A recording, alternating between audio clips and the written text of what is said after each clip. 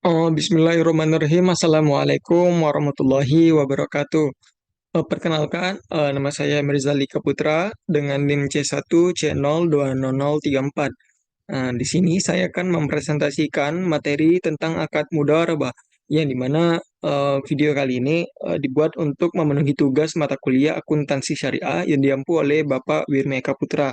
Baiklah, tanpa memperpanjang waktu, langsung saja kita masuk ke materinya. Materi yang pertama itu slide yang pertama itu ada daftar materi. Di sini saya akan menjelaskan tentang pengertian transaksi akad mudharabah. Yang kedua ada jenis akad mudharabah. Ketiga ada landasan hukum transaksi mudharabah. Keempat ada prinsip pembagian hasil usaha.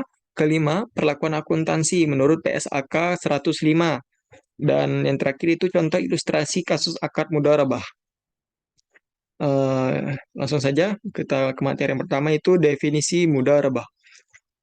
Secara etimologi, mudharabah berasal dari kata dar, yang berarti secara harfiah adalah berpergian, berjalan, atau memukul. Istilah mudharabah melalui akar kata do, ra, dan ba, yang diungkapkan sebanyak 58 kali dengan ayat Al-Quran tersebut memiliki kaitan dengan mudharabah, meski diakui sebagai kaitan yang jauh. Satu pengertian berjalan atau memukul ini lebih tepatnya adalah proses seseorang memukul kakinya dalam menjalankan usaha atau perjalanan untuk tujuan dagang. Dengan demikian, karena Dart berhak menerima bagian keuntungan atas dukungan atas kerjanya. Secara terminologi, para ulama fiqh mendefinisikan mudharabah atau qirat dengan pemilik modal atau investor menyetorkan modalnya kepada pekerja atau pedagang untuk diperdagangkan, sedangkan keuntungan dagang itu menjadi milik bersama dan dibagi menurut kesepakatan. Nah, dalam buku Antonio tahun 2001 mendefinisikan mudharabah sebagai akad kerjasama usaha antara dua pihak, di mana pihak pertama atau sahibul mal menyediakan modal 100%, sedangkan pihak yang lainnya menjadi pengelola. Keuntungan usaha secara mudharabah dibagi menurut kesepakatan yang dituangkan dalam kontrak. Sedangkan apabila rugi ditanggung oleh pemilik modal selama kerugian itu bukan akibat kelalaian pengelola.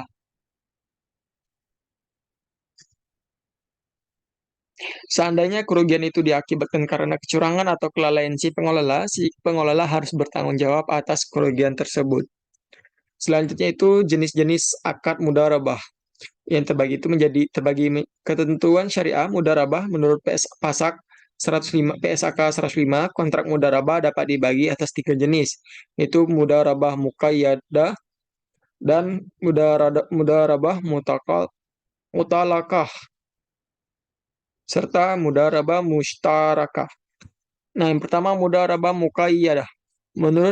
Merupakan akad perjanjian antara dua belah pihak, yaitu sahibul mal dan mudarib, yang mana sahibul mal menyerahkan sepenuhnya atas dana yang diinvestasikan kepada mudarib untuk mengelola usaha hanya sesuai dengan prinsip syariah. Selanjutnya itu mudharabah mutalakah. Mutlakah adalah akad mudarabah di mana sahibul mal memberikan kebebasan kepada pengelola dana atau mudarib dalam pengelolaan investasinya. Yang ketiga itu mudharabah mustarakah. Itu mudharabah yang pengelola dananya turut menyertakan modal atau dananya dalam kerjasama investasi.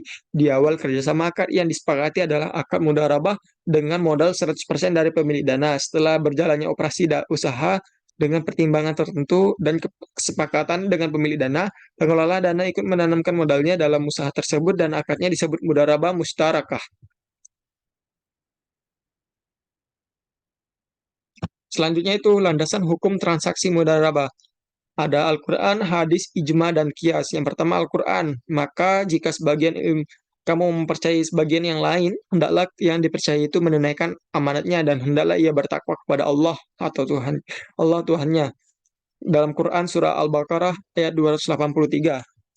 Selanjutnya itu hadis diriwayatkan dari Ibnu Abbas bahwa Sayyidina Abbas bin Abdul Muthalib jika memberikan dana ke mitra usahanya secara mudharabah, ia mensyaratkan agar dananya tidak dibawa mengarungi lautan, menuruni lembah yang berbahaya atau membeli ternak. Jika menyalahi peraturan tersebut, yang bersangkutan bertanggung jawab atas dana tersebut. Disampaikanlah syarat-syarat tersebut kepada Rasulullah Shallallahu Alaihi Wasallam dan Rasulullah pun memperbolehkannya. Hadis riwayat Tabrani. Selanjutnya itu ijma. Para ulama telah berkonsekuensi atas bolehnya mudharabah, itu Bidayatul Mujtahid karya Ibnu Rushd 2136. Diriwayatkan sejumlah sahabat menyerahkan kepada orang itu mudarib harta anak yatim sebagai mudharabah dan tak ada seorang pun mengingkari mereka. Karenanya hal itu dipandang ijma. Yang terakhir kias, transaksi mudharabah dikiaskan kepada transaksi musakah. Selanjutnya itu prinsip pembagian hasil usaha dalam pasal 105 par 34, yaitu hasil investasi dibagi antara pengelola dana dan pemilik dana sesuai nisbah yang disepakati. Selanjutnya bagi hasil investasi setelah dikurangi untuk pengelola dana tersebut dibagi antara pengelola dana sebagai mustarik dengan pemilik dana sesuai dengan porsi modal masing-masing. Selanjutnya itu hasil investasi dibagi antar pengelola dana dan pemilik dana sesuai porsi modal masing-masing. Selanjutnya bagi hasil investasi setelah dikurangi untuk pengelola dana tersebut dibagi antar pengelola dana dengan pemilik dana sesuai dengan nisbah yang disepakati.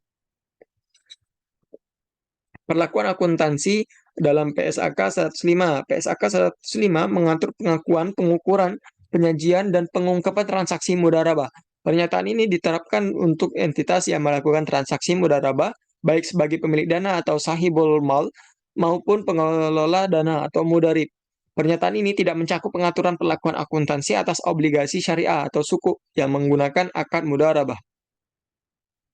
Mudharabah adalah akad kerjasama usaha antara dua pihak di mana pihak pertama atau pemilik dana menyediakan seluruh dana, sedangkan pihak kedua pengelola dana bertindak selaku pengelola, dan keuntungan dibagi di antara mereka sesuai kesepakatan, sedangkan kerugian finansial hanya ditanggung oleh pemilik dana. Contoh ilustrasi kasus akad mudharabah.